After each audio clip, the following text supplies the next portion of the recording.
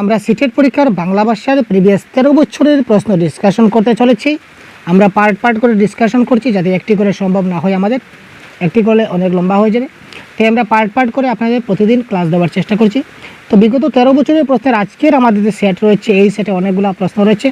আমরা চেষ্টা করব সবগুলো প্রশ্ন সলভ করার, অর্থাৎ এই কোয়েশনে আমাদের 15টি প্যাডাগজি এবং 15টি আমাদের কী আসে, প্যাসেজ এবং পোয়েম থেকে আমাদের 15 মার্ক আসে এবং 15 মার্ক আমাদের প্যাডাগজি সেকশন থেকে আসে। তো আজকে আমি এই সবগুলো প্রশ্ন একদম প্যাসেজ পোয়েম থেকে কী করে আনসার খুঁজে বের করবেন সেগুলো আমি আপনাদের শেখাবো। তারপর প্যাডাগজির কী আনসার আমাদের এসেছিলো সেই আনসারগুলো কারেক্ট আনসার সহ আপনাদেরকে বুঝিয়ে দেওয়ার চেষ্টা করব। সুতরাং চলুন দেরি না করে আমরা তৎক্ষণাৎ আমরা ক্লাসের দিকে আমরা চলে যাই। তো দেখুন প্রথম প্রশ্ন কী বলেছে, কোয়েশ্চন নাম্বার 91 আজকের প্রশ্নের প্রথম প্রশ্ন। আজকের সেট আমরা নিয়েছি কোয়েশ্চন পেপার প্রিভিয়াসের কোয়েশ্চন দেখতে পাচ্ছেন আপনাদের হাতে। তো এই প্রশ্নের কারেক্ট আনসারগুলো কী হয় আপনারা অবশ্যই কমেন্ট করে তাড়াতাড়ি বলুন তো। যখন শিক্ষার্থীদের বানান এবং যতিচিহ্ন উন্নত করতে শেখানো হবে তখন তারা কি করবে? আমরা শিক্ষার্থীদের বানান উন্নত করতে চলেছি এবং যতিচিহ্ন উন্নত করতে চলেছি। এই ক্ষেত্রে তাদের পাঠ দক্ষতাকে ধারালো করে তুলবে, তাদের ভ্রম শূন্যতাকে উন্নত করবে, তাদের পাঠ গতি ফ্লুয়েন্সি বৃদ্ধি করবে, তাদের সৃজন ক্ষমতার বিকাশে যত্নবান হবে। আচ্ছা, বানান এবং যতিচিহ্ন দিয়ে তার সৃজন ক্ষমতা বৃদ্ধি পাবে? মোটেই না। পাঠ দক্ষতা ধারালো হবে না। পাঠের গতিবিধি সে ফ্লুয়েন্সিতে একটা ভালো করে যদি রিডিং পড়তে পারে তখন তার ফ্লুয়েন্সিটা বৃদ্ধি হবে, কিন্তু আমরা বানান এবং যতিচিহ্ন শেখাতে চাইছি, সুতরাং তাদের ভ্রম শূন্যতাকে উন্নত করবে। কারণ অনেকে কি করে, অনেকে যে যতিচিহ্ন রয়েছে দাড়ি, কমা, সেমিকলন, এইগুলা কি এবং কেন ব্যবহার করা হয় সেগুলো তারা অনেকে জানে না, অনেকে কিন্তু ভুল করে, দাড়ির জায়গাতে কমা বসিয়ে দেয়, বা এই কমার কতটুকু গুরুত্ব রয়েছে সেই যে একুরেসি বা তার মধ্যে যেটা ভ্রম আছে সেটা কিন্তু তার মধ্যে সজাগ থাকে না। সুতরাং আমরা তাকে কি করতে হবে, সেই একুরেসিটাকে তার মধ্যে উন্নত করতে হবে। সুতরাং এই ক্ষেত্রে কারেক্ট আনসার হচ্ছে কি অপশন নাম্বার 2।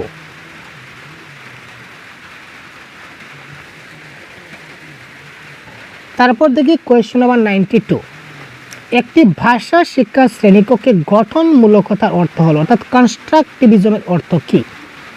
ছাত্ররা বিভিন্ন অসাদৃশ্যমূলক নমুনা পড়বে এবং ভালো প্রতিষ্ঠিত সমাধানে পৌঁছবে। আচ্ছা, ছাত্ররা একজন শিক্ষকের কাছ থেকে সাহায্য পাবে এবং বিভিন্ন রকম মাধ্যমে ব্যবহারের মধ্য দিয়ে তাদের নিজস্ব তত্ত্বের নির্মাণ করবে। ছাত্ররা নিজস্ব তত্ত্ব তৈরি করবে। তারপর দেখি অপশন নাম্বার 3 কি বলেছে, বিশ্বের বিভিন্ন বস্তুর অভিজ্ঞতা লাভের মধ্য দিয়ে ছাত্ররা নিজস্ব বোঝাপড়া এবং জ্ঞান গড়ে তুলবে যা তাদের ভাষা দক্ষতায় সেই অভিজ্ঞতার ছাপ পড়বে। ছাত্ররা তাদের নিজের শেখার সরঞ্জাম তৈরি করবে, হাতে হাতে অভিজ্ঞতা অর্জন করবে। এবার দেখুন শেখার সরঞ্জাম তৈরি, সেখানে কনস্ট্রাকটিভিজমের মাধ্যমে সরঞ্জাম তৈরির কোনো কথা বলা হয় না, ঠিক আছে। এই ক্ষেত্রে কারেক্ট আনসার হবে কি, বিভিন্ন বস্তুর অভিজ্ঞতা লাভের মধ্য দিয়ে তাদের নিজস্ব বোঝাপড়া এবং জ্ঞান তারা গড়ে তুলবে এবং ভাষা দক্ষতায় সেই অভিজ্ঞতা তাদের ছাপ পড়বে। অর্থাৎ যেখানে ওন অ্যাক্টিভিটি থাকবে, নিজস্ব বোঝাপড়া মানে কি, ওন এক্সপিরিয়েন্স বা ওন অ্যাক্টিভিটি বা ওন ক্রিয়েটিভিটি, নিজে থেকে যখন কিছু এটা করবে দ্যাট ইজ কল্ড কনস্ট্রাকটিভিজম। তো নিজে থেকে সে বোঝাপড়া করবে। এখানে দেখুন বলেছে নিজস্ব তত্ত্ব, এখানে থিওরি সে নির্মাণ করবে। ছোট শিশুরা কি থিওরি নির্মাণ করতে পারবে? মোটেই না। সুতরাং এই ক্ষেত্রে কারেক্ট আনসার হয়ে যাবে কি option number 3 is the right answer. Next দেখুন কোয়েশ্চন নাম্বার 93। নিম্নলিখিতের মধ্যে কোনটি ভারতীয় আঞ্চলিক ভাষা উন্নয়নের চ্যালেঞ্জ হিসাবে গণ্য হবে না? আঞ্চলিক ভাষা উন্নয়নের চ্যালেঞ্জ হিসাবে গণ্য হবে না কোনটি? মানুষের এটির সঙ্গে অপরিচিতি, সুবিধার অভাব, নাকি বৌদ্ধিকতার অস্পষ্টতা, নাকি অনুবাদের সমস্যা?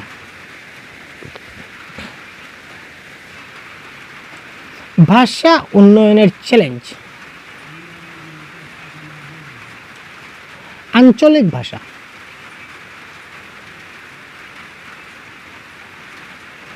আমরা যদি একটা পরিচিত মানুষের সঙ্গে যদি আমরা কথা বলি, তাহলে তার সঙ্গে আমরা কি করব, ভালোভাবে কথা বলতে পারবো। যদি তার ভাষাটা আমরা জানা থাকে, আঞ্চলিক ভাষা যদি আমরা জানা থাকে, তাহলে আমরা অপরিচিত ব্যক্তির সঙ্গে আমরা কথা বলতে পারবো। যদি আমাদের আঞ্চলিক ভাষা উন্নয়নের ক্ষেত্রে যদি আমরা আঞ্চলিক ভাষা যদি জানি না, তাহলে তার সঙ্গে আমরা সেরকম সেই ভাষা ব্যবহার করতে পারবো না। সুতরাং কারেক্ট আনসার হবে কি মানুষের সাথে অপরিচিতি। তো সুবিধার অভাব, সুযোগ সুবিধার অভাব, এখানে আঞ্চলিক ভাষা, আমার গ্রামে আঞ্চলিক কী ভাষা আছে সেটা আমি শিখতে গেলে আমার সুবিধার অভাব হবে, সেটা কোনো কথা নয়। বৌদ্ধিকতার অস্পষ্টতা মোটে নেই, অনুবাদ সমস্যা এখানে আসছেই না। সুতরাং কারেক্ট আনসার হবে মানুষের এটির সঙ্গে অপরিচিতি। ল্যাঙ্গুয়েজ অ্যাকুইজিশন হলো, এটা কি বলো ল্যাঙ্গুয়েজ অ্যাকুইজিশন, সেটা আপনারা জানেন ভাই সবাই। ল্যাঙ্গুয়েজ অ্যাকুইজিশন অনেক ক্লাস করা হয়েছে ল্যাঙ্গুয়েজ অ্যাকুইজিশন, ল্যাঙ্গুয়েজ লার্নিংয়ের উপরে। সুতরাং এই প্রশ্নের কারেক্ট আনসার আপনাদের বলতে হবে 94। কেবল প্রয়োজনীয় শব্দ তালিকার ব্যবহার, যেখানে প্রথমে কেবল দেখতে পাবেন সেটাকে কেটে দেবেন, সেটা কারেক্ট আনসার হচ্ছে না। এমন পরিবেশগত উদ্দীপনা অর্থাৎ স্টিমুলাস রেসপন্স, তো স্টিমুলাস রেসপন্সের ক্ষেত্রে আমাদের ল্যাঙ্গুয়েজ অ্যাকুইজিশনে কোনো সম্পর্ক নাই। এখানে ব্যাকরণ বোধ এবং বিশ্লেষণ, এখানে ল্যাঙ্গুয়েজ অ্যাকুইজিশন করছি, অর্থাৎ ল্যাঙ্গুয়েজ অ্যাকুইজিশন কী হয়, মাতৃভাষা বা প্রথম ভাষা আমরা অ্যাকোয়ার করি, যেখানে ব্যাকরণের বোধ সেখানে কোনো কাজ করছে না। সুতরাং কারেক্ট আনসার কী হবে, মানব মস্তিষ্কের সহজাত ধারণ ক্ষমতার জন্য একটা ভাষা শিখন প্রক্রিয়া। ঠিক আছে, তো তার শিশুদের মধ্যে একটা এলইডি ডিভাইস কাজ করে, এলএডি। এটা আপনাদের জন্য হোম টাস্ক, আপনারা কমেন্টে জানাবেন এই প্রশ্নের আনসারটা, যে কোন মনোবিজ্ঞানী বলেছিলেন যে শিশুদের মধ্যে একটা ডিভাইস রয়েছে যেটাকে বলা হয় ল্যাঙ্গুয়েজ অ্যাকুইজিশন ডিভাইস, যার মাধ্যমে শিশুরা এই মানব মস্তিষ্কের অর্থাৎ অটোমেটিক্যালি তাদের মস্তিষ্কের মধ্যে একটা ডিভাইস থাকে, যে ডিভাইসকে বলা হয় এলএডি অর্থাৎ ল্যাঙ্গুয়েজ অ্যাকুইজিশন ডিভাইস। এবং এই ডিভাইস থাকার ফলে তারা অটোমেটিক্যালি যে কোনো ভাষা তারা শিখতে পারে। যে কোনো ভাষা বলতে প্রথম ভাষাটা তারা কী করতে পারে, অ্যাকুইজিশন করতে পারে, অ্যাকোয়ার করতে পারে মাতৃভাষাটা। তো এই কথাটা কে বলেছিলেন সেটা আপনারা কমেন্ট বক্সে জানাবেন। ঠিক আছে, এলএডি। সুতরাং এই ক্ষেত্রে কারেক্ট আনসার হচ্ছে কি অপশন নাম্বার 4।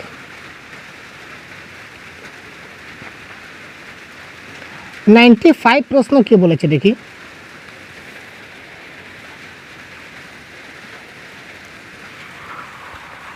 একজন ভাষা শিক্ষক তিনি লিখন কৌশল শেখাতে পারেন। তিনি লিখন কৌশল কি করে শেখাবেন? শ্রুতি লিখনের দ্বারা, শিশুকে পরিচ্ছন্নভাবে লিখতে বলে, ছাত্রকে নিজের জ্ঞান বৃদ্ধির ধারণা দিয়ে এবং তাদের নিজের ভাষায় লিখতে বলে, নাকি তাদের অনুচ্ছেদ পড়তে বলে? এই ক্ষেত্রে কারেক্ট আনসার কী হবে? কোয়েশ্চেন নম্বর 95 কী হবে তাড়াতাড়ি কমেন্ট করুন তো।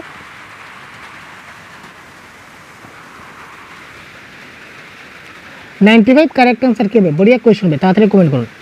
লিখন কৌশল রাইটিং স্ট্র্যাটেজি যাকে বলা হয়। এক নম্বর দেখুন, অনুচ্ছেদ যদি পড়ে তাহলে সে লিখবে কী করে? তার লেখার কোনো অভ্যাসই নেই, তাহলে লিখন কৌশল কী করে বাড়বে? আচ্ছা, পরিষ্কার পরিচ্ছন্নভাবে যদি লিখে আর সে কী লিখবে সেটাই যদি সে নিজে বুঝতে না পারে, তাহলে তার লিখন কৌশল কী হলো? আর শ্রুতি লিখন ডিক্টেটর বর্তমান দিনে সেটা তেমন ব্যবহার হয় না, সেটা আমাদের পুরানো দিনে ব্যবহার হতো। তো কারেক্ট আনসার হবে কি, তাদের জ্ঞান বৃদ্ধি ধারণা দিয়ে এবং তাদের নিজের ভাষায় মুক্ত লিখন মানে কি ফ্রি রাইটিং, অবাধ লিখন। যেখানে অবাধ লিখন দেওয়া হবে সেখানে তার লিখন কৌশল বৃদ্ধি পাবে। যেমন একটা ছোট্ট শিশুকে আমি বললাম যে কলম, এটা কি দেখতে পাচ্ছ কলম, তো কলম দিয়ে তোমার যা মনে হয় তুমি 5 লাইন্স তুমি 5 লাইন্স সেই কলম দিয়ে তুমি লেখো, তোমার যা মনে হয় আপনি তার উপর ছেড়ে দিন, তার যা মনে হয়। কলমের রং নীল, কলম লাল রঙের লিখে, ঠিক আছে, কলম বিভিন্ন রঙের হয়, ঠিক আছে, এই ধরনের অর্থাৎ কলম দিয়ে আমরা লিখি।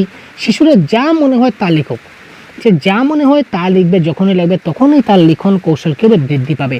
তো এইভাবে তাকে ফ্রি রাইটিংয়ের মাধ্যমে অবাধ লিখন বা তার নিজের ভাষায় তাকে লিখতে সাহায্য যদি করেন, তাহলে তার লিখন কৌশল কীভাবে বৃদ্ধি পাবে। সুতরাং এই ক্ষেত্রে option number 3 is the right answer.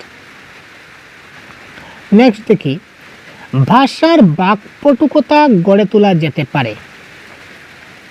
ভাষার বাকপটুতা যাকে বলা হয় গড়ে তোলা যেতে পারে কিসের মাধ্যমে? Question number 96।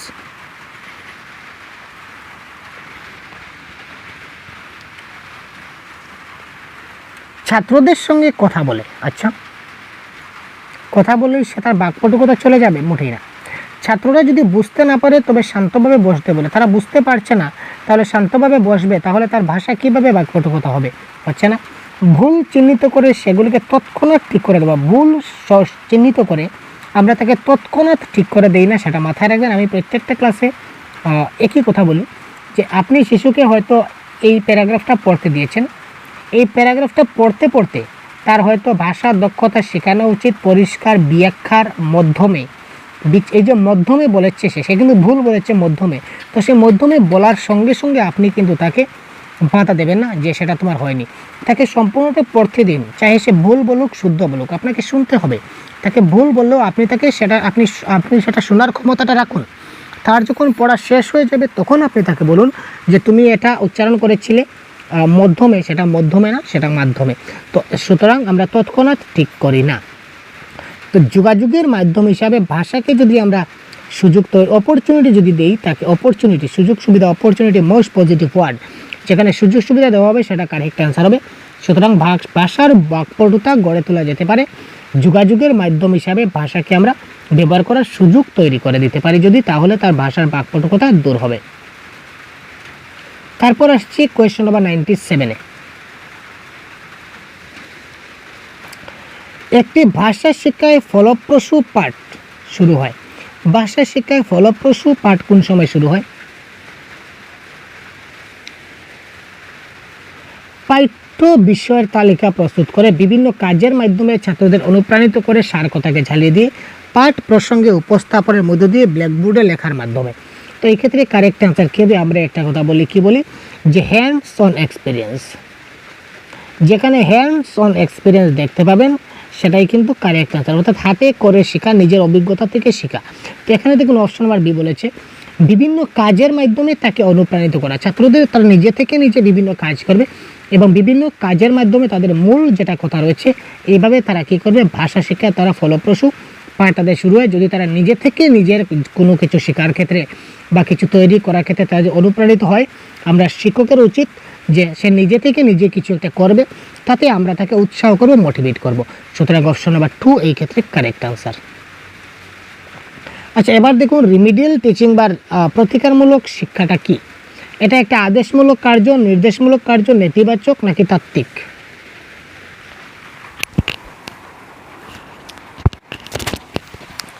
কোয়েশ্চন নাম্বার 98 কি হবে ভাই?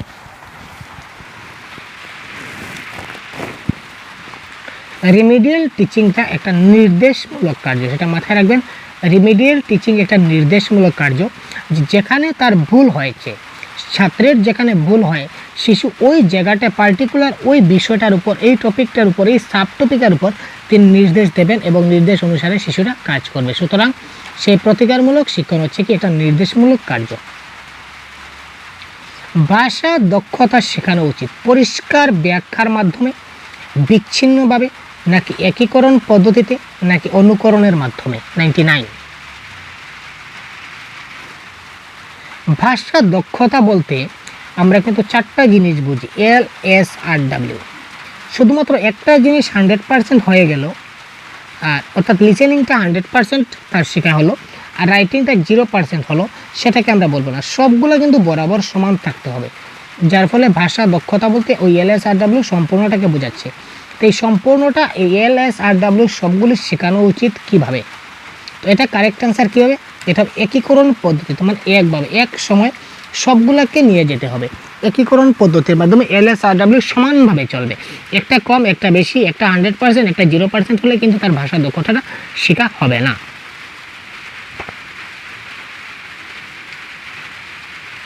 এবার দেখুন কোয়েশ্চন নাম্বার 100 কি বলেছে দেখি।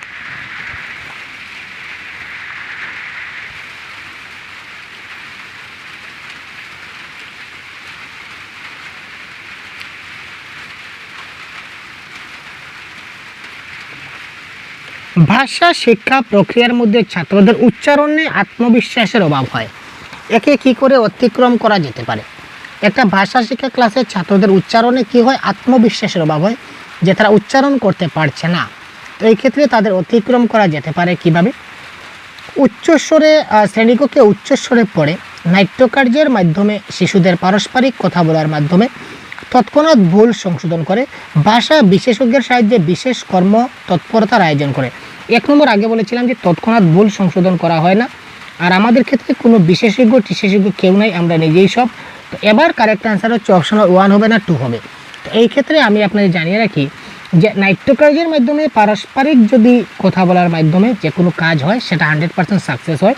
তো আমার মতে এটা কারেক্ট অ্যান্সার হওয়া উচিত ছিল, কিন্তু অফিসিয়াল আনসারটির মতে দেখাচ্ছে শ্রেণীকক্ষে উচ্চস্বরে পড়ে তার উচ্চারণে আত্মবিশ্বাসের অভাব হয়। তো এটা কারেক্ট আনসার। শ্রেণীকক্ষে উচ্চস্বরে পড়ে অ্যাকর্ডিং টু অফিসিয়াল আনসার কি, কিন্তু আমার মতে হচ্ছে এটা কারেক্ট আনসার হতে পারে নাট্যকার্যের মধ্য দিয়ে শিশুদের পারস্পরিক কথা বলার মাধ্যমে। এবার অফিসিয়াল আনসার যেটা ভুল হচ্ছে কিনা না সেটা আমি সঠিক বলতে পারছি না, তো এটা আপনারা একটু বিবেচনা করে নেবেন। পরবর্তী প্রশ্ন 101। প্রশ্নপত্র তৈরির পর শিক্ষক পরীক্ষার বিষয়বস্তু দেখে নেন বা চেক করে নেন। একটা প্রশ্ন তৈরি করলেন, প্রশ্ন তৈরি করার পর শিক্ষক মশাই কী করলেন, প্রশ্নটার বিষয়বস্তুটা, পরীক্ষার বিষয়বস্তুটা তিনি চেক করে নিলেন। প্রশ্নপত্রে শিক্ষকের প্রাথমিক চিন্তাভাবনা হলো, প্রশ্নপত্রে একজন শিক্ষক কি প্রাথমিক চিন্তাভাবনা করবেন, বিষয়বস্তুর সম্পূর্ণ অর্থাৎ সম্পূর্ণ বিষয়বস্তুটা কাভারেজ হচ্ছে কিনা না, প্রশ্নের ধরনটা ঠিক হচ্ছে কিনা না, বিশ্বাসযোগ্যতা হয়েছে কিনা, নাকি বৈধ হয়েছে কিনা না। 101 কারেক্ট আনসার কী হবে?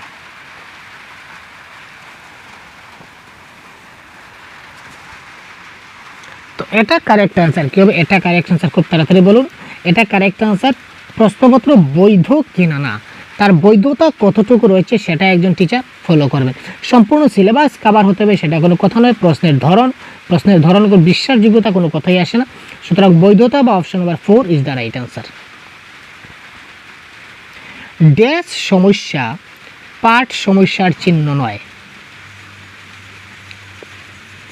102 নম্বর প্রশ্নে বলেছে ড্যাশ সমস্যাটা একটা পাঠ সমস্যার চিহ্ন নয়, অর্থাৎ বর্ণ ও শব্দ চিনতে পারার সমস্যা পাঠ সমস্যার চিহ্ন নয়, বানান সামঞ্জস্য পাঠ সমস্যার চিহ্ন নয়, পড়ার গতি এবং স্বাচ্ছন্দ্য বিষয়ক সমস্যা পাঠ সমস্যার চিহ্ন নয়, অভিপ্রায় এবং শব্দ বুঝতে পারার সমস্যা এটা পাঠ সমস্যার চিহ্ন নয়।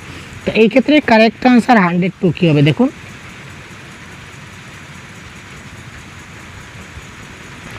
অর্থাৎ সে একটা পাঠ পড়ছে, ঠিক আছে, পাঠ সে পড়বে, রিডিং করবে। রিডিং ক্ষেত্রে সে কোন সমস্যা তার হতে পারে, সে বর্ণ এবং শব্দ যদি চিনতে পারে তাহলে সে পাঠ পড়তে পারবে, সুতরাং এটা তার সমস্যার চিহ্ন নয়, এটা তার সমস্যার একটা চিহ্ন। পড়ার গতি এবং স্বাচ্ছন্দ্য বিষয়ক, যদি পড়ার গতি ফ্লুয়েন্সি না থাকে তাহলে সে পড়তে পারবে না, যদি বর্ণ এবং শব্দ চিনতে পারে না তাহলে সে পড়তে পারবে না, অভিপ্রায় এবং শব্দ যদি বুঝতে না পারে তাহলে সে পড়বে কী করে। কিন্তু বানান যদি 1-2টা তার মধ্যে ভুল থেকে থাকে তখন সে যখন পড়বে, পড়ার ক্ষেত্রে তার কিন্তু বানানে তেমন ফ্যাক্টর করবে না। বানান যদি ভুলও থাকে, সে যদি বানান যদি একটা ভুল থাকে, সে যদি ভুল উচ্চারণ করে নেয় সে কিন্তু পড়তে পারবে, ঠিক আছে। ধরুন এটা লেখা আছে পাঠ, ঠিক আছে, পাঠ পাঠ্য বই, সে যদি পাঠ বই বলে যদি পড়ে নেয় তাহলে সে পড়তে পারবে, কারণ তার মধ্যে কী থাকবে, সেই শব্দটা চিনার এবং তার ফ্লুয়েন্সি, তার পড়ার গতি ফ্লুয়েন্সি রয়েছে এবং এটা এটা সে বুঝতে পারে। কিন্তু বানান ভুল থাকলেও কিন্তু সে পড়তে পারে। সুতরাং বানান সামঞ্জস্য যেটা সমস্যা এটা পাঠ সমস্যার চিহ্ন নয়, সুতরাং কারেক্ট আনসার হচ্ছে অপশন নাম্বার 2।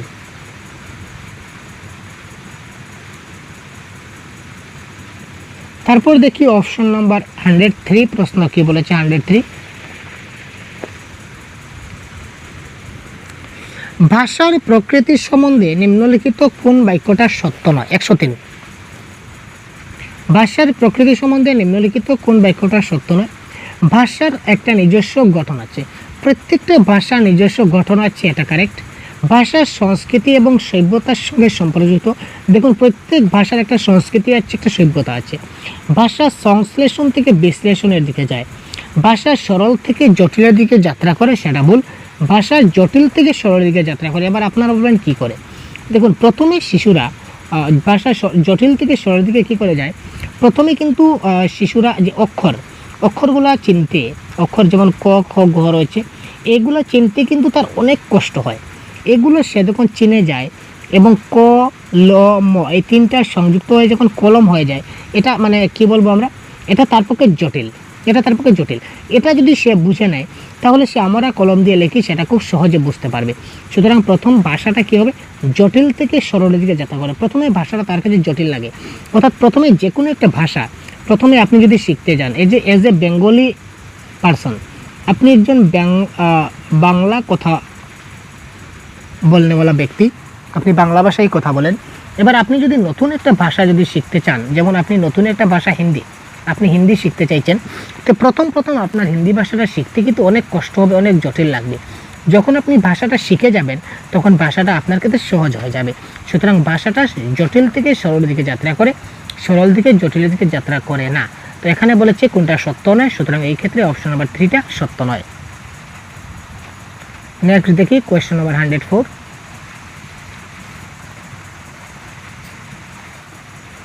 নিম্নলিখিত কোন শ্রেণীকক্ষ অনুশীলন মৌখিক ভাষার গঠন সক্ষম করে?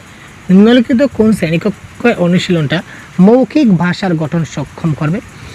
শিক্ষকের সঙ্গে পাঠ্যপুস্তকের গল্প সমস্বরে পড়া, তারপর কি সমস্বরে শব্দের সঠিক উচ্চারণ অনুশীলন করা, একাকী কবিতা আবৃত্তি এবং মুখস্থ করা নেগেটিভ ওয়ার্ড, প্রিয় গল্পের চরিত্র অভিনয় অংশ নয়, চরিত্র অভিনয় পজিটিভ ওয়ার্ড। সুতরাং এই ক্ষেত্রে মৌখিক ভাষাটা তখনই সক্ষম হবে শ্রেণীকোণ অনুশীলন যখন সে কী করবে, একটা চরিত্র অভিনয় অংশ নেবে, তখন তার মৌখিক ভাষা ডেভেলপ হবে, অর্থাৎ কি ওএলডি ওরাল ল্যাঙ্গুয়েজ ডেভেলপমেন্ট তার বিকাশ হবে। ওএলডি বিকাশ তখনই হবে যখন সে অভিনয় করতে পারবে, অভিনয়ের মাধ্যমে সে কী বলবে কী না তার নিজের মধ্যে নিজের একটা এক্সপ্রেশন থাকবে। তাহলে এই ক্ষেত্রে option number 4 is the right answer. Next দেখুন, দ্রুত পাঠের উদ্দেশ্য হলো, দ্রুত পাঠের উদ্দেশ্য কি? দ্রুত পাঠ আগ্রহ জানানো, নির্দিষ্ট বিবরণ জানা, বিস্তৃত পাঠ নাকি তথ্য জানতে চাওয়া? দ্রুত পাঠ মানে স্পিড রিডিং। আপনি একটা রিডিং কী করবেন, স্পিডে করবেন। তো স্পিডে রিডিং করার যেটা উদ্দেশ্য, এটা তার মূল উদ্দেশ্যটা কি? এটা আপনি একটা নির্দিষ্ট বিবরণ জানতে চাইছেন, তো বিবরণটা কোথায় আছে সেটা আপনি খুঁজবেন। ঠিক আছে, স্পিডে পড়বেন মানে আপনি একটা নির্দিষ্ট তথ্য জানতে চাইছেন, তো তার জন্য আপনি কি করবেন, আপনি এই আপনার যেটা দরকার সেই জিনিসটা কোথায় আছে সেটা আপনি খুব তাড়াতাড়ি সম্পূর্ণ প্যাসেজটা পড়বেন বা সম্পূর্ণ, যেমন ধরেন এই যে নিউজ পেপারে আপনি কোনো একটা জিনিস খুঁজতে চাচ্ছেন যে আজকে আমার বিষয়ে একটা লাইন কোথাও দেওয়া আছে, তো আপনার বিষয়ে সেই একটা লাইন কোথায় লেখা আছে সেটা যখন আপনি সম্পূর্ণ পেপারটা না পড়লে পাবেন না, তাই আপনি কী করবেন, সম্পূর্ণ পেপারটা দ্রুত স্পিডে পড়ে যাবেন, কারণ কি আপনার সেই নির্দিষ্ট টপিকটা, আপনার সেই বিবরণটা আপনার জানতে হবে। সুতরাং সেই জিনিসটা আপনি কোথায় রয়েছে সেটা খুঁজে বের করবেন। ডেফিনিট কিছু একটা খুঁজে বের করা বা ডেফিনিট কিছু একটা নির্দিষ্ট বিবরণ জানতে গেলে আপনার দ্রুত পাঠের প্রয়োজন হবে। তো দেখুন, এই ছিল আমাদের প্যারাগজির 15টা প্রশ্ন। এবার আমরা প্যাসেজ থেকে যে প্রশ্নগুলো রয়েছে, প্যাসেজের প্রশ্নগুলো আমরা সলভ করব এবং প্যাসেজের প্রশ্নগুলো আমি আপনাদের সঙ্গে করব। সুতরাং আপনারাও আমাদের সঙ্গে থাকুন এবং কারেক্ট আনসারগুলো কোথা থেকে বের করতে হয় সেটা দেখুন। তো একটা ট্রিক হচ্ছে কি, প্রথম নম্বর ট্রিক আমি দুটা টিপ দেবো। তো প্রথম প্যাসেজ সলভ করার দুটা টিপ। নাম্বার 1, ফার্স্ট যেটা টিপস হচ্ছে আপনাদের জন্য সেটা কি, সেটা আপনি প্রথমেই কিন্তু প্যাসেজটা পড়তে যাবেন না। প্যাসেজটা যদি প্রথমেই পড়তে যান তাহলে আপনার অনেক সময় নষ্ট হয়ে যাবে, আপনি পরবর্তী সময় পরীক্ষার হলে সময় বাঁচাতে পারবেন না। সুতরাং প্রথমত আপনি কি করবেন না, সম্পূর্ণ প্যাসেজটা পড়বেন না। নাম্বার 1 টিপ। নাম্বার 2 যেটা রয়েছে, নাম্বার 2টা হচ্ছে কি, আপনি প্রথম প্রশ্নের আনসারটা আপনি প্রথম প্যারাগ্রাফে খুঁজবেন না। প্রথম অবস্থায় হয়তো বা হতে পারে সেটা 90% কেসে, কিন্তু সেটা কিন্তু হয় না, ফেল হয়। আমরা যেটা তথ্য পেয়েছি বা আমরা যেটা সলভ করেছি আজ এতদিন ধরে আমরা 13 বছরে প্রিভিয়াস ইয়ার কোয়েশন সলভ করছি, তা কিছু না কিছু বুঝেই তো আপনাদের বলছি, তাই না? তো আমরা কিন্তু পাইনি সেই ধরনের, হয়তো আপনি পরীক্ষার হলে পেয়ে যেতে পারেন, সেটা পরবর্তীতে কথা। কিন্তু প্রথম অবস্থায় আপনি কিন্তু যে প্রথম প্রশ্নের যেটা উত্তর সেটা আপনি প্রথম প্যাসেজে আপনি খুঁজবেন না, আপনি না পাওয়ার চান্স 90%। এই দুটা টিপস। এবং শেষের যেটা প্রশ্ন, শেষের প্রশ্নটাও কিন্তু শেষে থাকবে না, একদম লাস্ট যেটা প্রশ্ন হবে প্যাসেজের, এটা কিন্তু আপনার প্যাসেজের শেষের দিকে থাকবে না, সেটা প্যাসেজের মিডিলে বা প্রথম দিকে থাকার চান্স আছে। তো এবার দেখুন, সাহিত্য রচয়িতার গুণ কোনটি, এই প্রথম প্রশ্ন। এই প্রশ্নটা আমরা প্রথম প্যারাগ্রাফে খুঁজবো না, আমরা সেকেন্ড প্যারাগ্রাফ থেকে খুঁজব। ঠিক আছে, তো সেকেন্ড প্যারাগ্রাফ থেকে যদি খুঁজি তাহলে এই দেখুন, এটা কি বলেছি, দেখুন 3 নম্বর প্যারাগ্রাফে আছে, তার রজগুণ নয় তমগুণ নয়, তা কল্পনা শক্তি এবং রচনা শক্তির গুণ। তো কল্পনা শক্তি এবং রচনা শক্তি, অপশন নাম্বার 3। দেখুন, এটা কল্পনা শক্তি এবং রচনা শক্তির গুণ, এটা রজগুণ নয় তমগুণ নয়, এটা কিসের গুণ, এটা কল্পনা শক্তি এবং রচনা শক্তি। দেখুন, ডাইরেক্ট অপশন নাম্বার 3 এই ক্ষেত্রে কারেক্ট আনসার। তো তারপর দেখুন, স্বকীয় বিশেষত্বর মধ্যে যা ব্যক্ত হয়ে উঠে তা কি? স্বকীয় বিশেষত্বের মধ্যে যা ব্যক্ত হয়ে উঠে তা অবক্ত, অভিব্যক্তি না নির্বক্ত নাকি ব্যক্তি? তো এটা কারেক্ট আনসার আমরা কোথায় পাবো, সবগুলোই কিন্তু প্যাসেজে পাবো, টেনশন নট। তো প্যাসেজে যদি আমরা খুঁজি তাহলে দেখি তো আমরা কোথায় রয়েছে, আমরা কোথায় দেখব, আমরা প্যাসেজে পাচ্ছি না। হ্যাঁ, আমরা প্যাসেজে পাচ্ছি না, কিন্তু প্যাসেজে আমাকে পেতেই হবে। এই দেখুন, স্বকীয় বিশেষত্বের মধ্যে যা ব্যক্ত হয়ে ওঠে তাই ব্যক্তি। তো স্বকীয় বিশেষত্বের মধ্যে যা ব্যক্ত হয়ে ওঠে তা কি ব্যক্তি? এই দেখুন, ডাইরেক্ট প্রশ্ন পেয়ে গেলাম, ডাইরেক্ট প্রশ্নের ডাইরেক্ট উত্তর option number 4 is the right answer. দেখলেন? তার পরবর্তী প্রশ্ন দেখি, আলোচ্য রচনায় আমাদের কি বলেছে, দুজন সরকারি পেশার উল্লেখ আছে। তারা কি? Police inspector district magistrate, food inspector judicial magistrate, police inspector এবং জুডিশিয়াল ম্যাজিস্ট্রেট, আবগারি ইন্সপেক্টর এবং ডিস্ট্রিক্ট ম্যাজিস্ট্রেট। তো দুজন সরকারি পেশার আমার নাম আছে, এই নামগুলো প্যাসেজ থেকে বের করতে হবে। দেখুন, এই দেখুন পুলিশ ইন্সপেক্টর, এবার দেখুন পুলিশ ইন্সপেক্টর এবং ডিস্ট্রিক্ট ম্যাজিস্ট্রেট। তো পুলিশ ইন্সপেক্টর এবং district magistrate option number 1 is the right answer. দেখলেন কত সহজে প্রিভিয়াস ইয়ার কোয়েশ্চেনগুলো আমরা সলভ করছি, তো আপনারা ওইভাবে করবেন। তো 109 দেখুন, নিজের ঐকান্তিকতায় সে যদি ব্যক্ত না হলো তাহলে সাহিত্যের লজ্জিত। এবার যদি এবং তাহলে নিচে আন্ডারলাইন করা আছে, এটা কী ধরনের অব্যয়? তো ব্যাকরণের যে প্রশ্নগুলো আছে, গ্রামারের যে প্রশ্নগুলো আছে, সেগুলো কিন্তু আপনি প্যাসেজে জেনারেলি পাবেন না, সেগুলো প্যাসেজে আপনি পাবেনই না, সেগুলোকে আপনার বাংলা ব্যাকরণ আপনাকে জানতে হবে, তাই না? তো ব্যাকরণের বেসিক কনসেপ্টগুলো দেখে নেবেন, বা আমাদের ক্লাস আছে আপনি দেখতে পারেন। তো দেখুন এখানে কী ধরনের অব্যয়, সেটা কারেক্ট আনসার হবে কি 109, সেটা জেনে রাখুন। সেটা কারেক্ট আনসার হবে সম্ভাবনা সাপেক্ষ সমুচ্চয় অব্যয়। আমি এখানে কেন এটা হলো সেটা বলছি না, না হলে অব্যয় পদের যে সম্পূর্ণ ভাগ আছে সেগুলো বলতে হবে, অনেক সময় যাবে। আপনার অব্যয়ের ক্লাসটা দেখে নিলে বুঝে নিতে পারবেন। এবার দেখুন অত্যন্ত শব্দের সন্ধি বিচ্ছেদ কোনটি? তো সন্ধি বিচ্ছেদের বিশেষ কয়টি আর নিয়ম, যে নিয়মগুলো জানলে, বেশ কয়েকটি নিয়ম নয়, প্রায় 10টি নিয়ম হবে, যে নিয়মগুলো জানলে আপনি যে কোনো সন্ধি বিচ্ছেদ করতে পারবেন ইজিলি। ঠিক আছে, যেমন একটা নিয়ম আমি বলে দিচ্ছি, যদি জফলা থাকে, যদি কোনো সেন্টেন্সে জফলা থাকে, জফলা যদি কোনো সন্ধি বিচ্ছেদ জফলা থাকে, তো জফলার পরিবর্তে রস্বই কার হয়, এই যে আকারটা রস্বই কার হয় জফলার পরিবর্তে। তো অত্যন্ত, এবার দেখি যে আমরা অত্যন্ত যদি করি, দেখি আমরা অত্যন্তটা সলভ করি। অত্যন্ত এখানে দেখুন তয় জফলা আছে, জফলা, তো জফলার পরিবর্তে আমরা কি দিলাম, জফলার পরিবর্তে রস্বই কার দিয়ে দেবো, তাহলে কি হলো অতি। এবার এখানে দেখুন জফলাটা চলে গেল, কিছু নাই, খালি ও ত রয়েছে, তোর সঙ্গে কোনো কিছু নাই, তো কোনো কিছু নাই মানে ও, আর দেন তো নয়, তো দিয়ে দেবো অতি যুগ অন্ত। তো অতি যুগ অন্ত অপশন নাম্বার 2 এই ক্ষেত্রে কারেক্ট আনসার 110। এবার দেখুন সুস্পষ্ট শব্দের বিপরীত শব্দ, এটা তো আপনারা বাই হাত কাকেল করে দেবেন ভাই। সুস্পষ্ট শব্দের বিপরীত শব্দ বাই হাত কাকেল, খুব তাড়াতাড়ি করুন, কমেন্ট করুন কারেক্ট আনসার কি, অস্পষ্ট, সুচারু, অতি স্পষ্ট নাকি বিভ্রান্ত। এটা কারেক্ট আনসার আপনার জানা আছে, খুব তাড়াতাড়ি কমেন্ট করুন। দেখুন খুব তাড়াতাড়ি বলুন তো ভাই, 111 প্রশ্নের কারেক্ট আনসার, খুব তাড়াতাড়ি ভাই, ইয়েস খুব তাড়াতাড়ি। এখানে সুস্পষ্ট শব্দের বিপরীত শব্দ হচ্ছে কি অস্পষ্ট। নেক্সট দেখি 111 নম্বর প্রশ্ন গেল, 112। এবার দেখুন এই প্রশ্নটাও সলভ করার একটা টেকনিক আছে, এবার বলেছি রচনা অনুসারে সঠিক ক্রম নির্বাচন করুন। মানে প্যাসেজ অনুসারে আমরা এই সিরিয়ালগুলো ক্রমবদ্ধ করব, কোন লাইনটা প্রথমে আছে, কোন লাইনটা তারপরে আছে, কোন লাইনটা তারপরে আছে। তো প্রথমত আপনারা এই প্রথম লাইন এবং লাস্টের লাইন যে কোনো একটা ফলো করুন।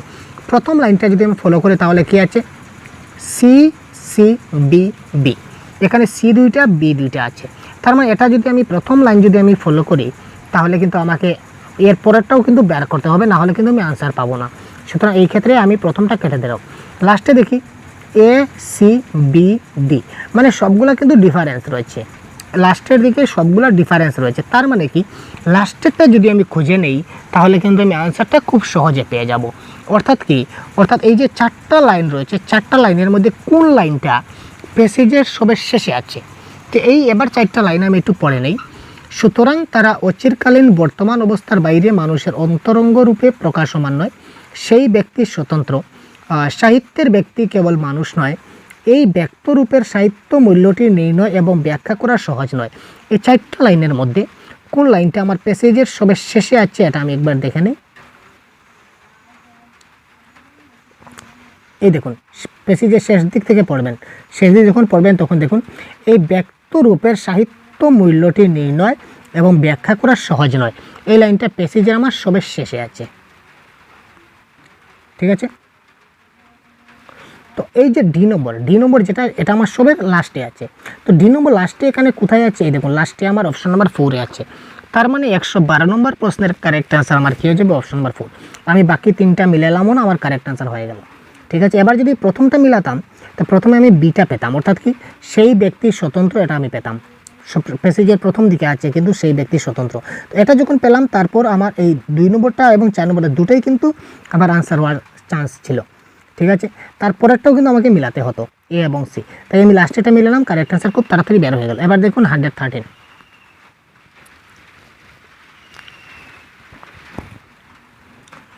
113 কি বলেছে দেখি, যে দুষে গুণে এরা সাহিত্যে সেই পরিমাণে ব্যক্ত হয়ে উঠে যাতে আমাদের চিত্ত তাকে অস্বীকার করতে বাধ্য হয়, ওটা সঠিক বাক্য। এখানে বাক্যের মধ্যে কিছুটা ভুল আছে। এই বাক্যটা আমাকে এবার কোথায় আছে, এখানে খুব ভালো করে কিন্তু বাক্যটা আমাকে পড়তে হবে।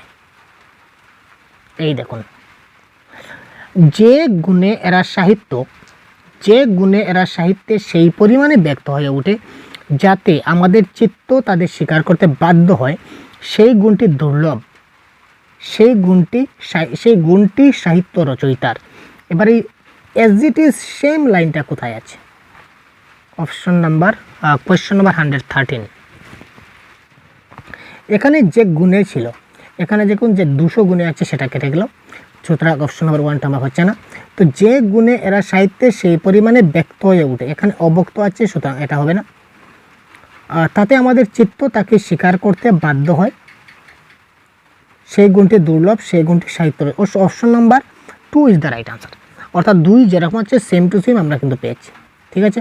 এখানে দেখুন দুর্লভ রয়েছে, দুর্লভটা আমরা ছিল, দুর্লভটা সত্য, কিন্তু এখানে দেখুন অপশন নাম্বার 4-এ দুর্বল আছে, দুর্বল সেটা আমাদের প্যাসেজে নেই, ক্যান্সেল গেল। এখানে অব্যক্ত আমার প্যাসেজে কিন্তু অব্যক্ত নেই, প্যাসেজে ব্যক্ত আছে, তার মানে এটা সত্য। এখানে দুষে গুণে নয়, গুণ রয়েছে, এই কয়েকটা মিস্টেক আপনারা দেখে নেবেন। তো সুতরাং অপশন নাম্বার 2 এই ক্ষেত্রে কারেক্ট আনসার। তারপর দেখুন নিম্নলিখিতের কোন বাক্যটি আলোচ্য রচনায় রয়েছে। এখানে 4টা বাক্য রয়েছে, 4টা বাক্যের মধ্যে কোন বাক্যটা আমাদের প্যাসেজে রয়েছে।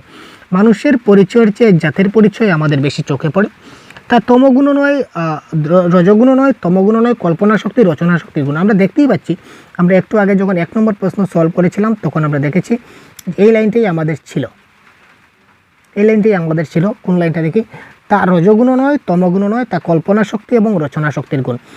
এই লাইনটাই কিন্তু আমাদের প্যাসেজে ছিল, সুতরাং এটাই হবে আমাদের কারেক্ট আনসার। কারেক্ট আনসার কী হবে আমাদের এই ক্ষেত্রে, অপশন নাম্বার 2 এটা হবে আমাদের কারেক্ট আনসার, এই লাইনটাই প্যাসেজে আছে। তারপর দেখি কবিতা থেকে আরও 4-5টা প্রশ্ন, এটা আমরা সলভ করব। এবার দেখি 100 কত ছিল 14, এবার 115। এবার দেখুন এই যে একটা কবিতা দেখতে পাচ্ছেন, এই কবিতাটি কোন ছন্দে রচিত। তো ছন্দ এবং অলঙ্কারের ক্লাস আমার প্রোভাইড করা আছে, আপনারা দেখে নেবেন কাইন্ডলি, ঠিক আছে। তো এই কবিতাটি কোন ছন্দে রচিত আমি আপনাদের বলে দিচ্ছি। এই কবিতাটি হচ্ছে আমাদের কলাবৃত্ত বা মাত্রাবৃত্তের ছন্দে রচিত। তো এটার কারেক্ট আনসার কী করে হলো ভাই, সেটা আপনারা আমাদের ওই যে ছন্দের যেটা ক্লাস রয়েছে এই ক্লাসটা দেখে নিন, তাহলে যে কোনো প্রশ্নের আপনারা সমস্যার সমাধান করতে পারবেন। তারপর দেখি চিমনির মুখে কি শোনা যায়, চিমনির মুখে কি শোনা যায় প্যাসেজে দেখি। এই দেখুন, চিমনির মুখে শুনে সাইরেন শঙ্খ, চিমনির মুখে কি শোনা যায়, সাইরেন শঙ্খ শোনা যায়। চিমনির মুখে কি শোনা যায়, সাইরেন শঙ্খ। তো এবার দেখুন এখানে কোথায় রয়েছে সাইরেন শঙ্খ, এবার দেখুন এখানে রয়েছে চিমনির মুখে কি শোনা যায়, সাইরেন শঙ্খ শোনা যায়।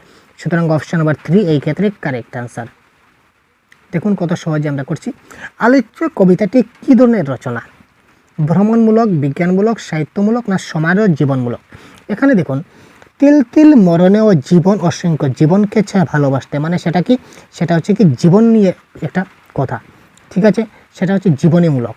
এবং যদি বলি এবার দেখুন এটা জীবনমূলক, ঠিক আছে। তো জীবনমূলক যদি হয় তো প্যাসেজে দেখি জীবন কোথায় রয়েছে, দেখুন প্রশ্নে রয়েছে জীবনমূলক, ঠিক আছে। তারপরে দেখুন প্রণয় শব্দের বিপরীত শব্দ কি, প্রণয়, প্রয়াণ, বিদ্বেষ, বিপরীত, উপাসনা। তো এই বিপরীত শব্দ বা ব্যাকরণের যে প্রশ্ন এগুলো আপনি প্যাসেজে পাবেন না, তো এটা আপনার গ্রামারের প্রশ্নগুলো জানতে হবে 118 নম্বর প্রশ্নের। তো এই প্রশ্নের কারেক্ট আনসার আমাদের হবে কি প্রণয় শব্দের অর্থ কি, বিদ্বেষ। মারণের পণ, মারণের পণ দিয়ে শূন্যস্থান দেওয়া হচ্ছে নখদন্তে, গজদন্তে, পদদন্তে নাকি রণদন্তে। এবার দেখুন ডাইরেক্ট প্রশ্ন, ডাইরেক্ট উত্তর, মারণের পণ কি নখদন্তে। তো মারণের পণ কি নখদন্তে ইজ দ্য রাইট আনসার, ঠিক আছে ভাই। নেক্সট 120, প্রিয় ফুল খেলবার নয়, দিন নয় অদ্য, ধ্বংসের মুখোমুখি আমরা। এটা কোন অলঙ্কার, সেটা অলঙ্কারের ক্লাসে আমরা প্রোভাইড করেছি। তো ছন্দ এবং অলঙ্কারের ক্লাস সেপারেট আছে, সম্পূর্ণ বাংলা ব্যাকরণের ক্লাস আমরা আলাদাভাবে প্রোভাইড করেছি, আপনারা কাইন্ডলি দেখে না থাকলে দেখে নেবেন। সুতরাং 120 নম্বর প্রশ্নের কারেক্ট আনসার এটা হবে আমাদেরকে নিশ্চয় অলঙ্কার। প্রিয় ফুল খেলবার দিন নয় অদ্য, ধ্বংসের মুখোমুখি আমরা, এটা কারেক্ট আনসার হচ্ছে কি নিশ্চয় অলঙ্কার, ঠিক আছে। তো আজকে এই পর্যন্ত বিদায় নিচ্ছি, পরবর্তী ক্লাসে তার পরবর্তী কোয়েশ্চন নিয়ে আসবো। 13 বছরের প্রশ্ন সলভ করার আমরা প্রস্তুতি রাখছি।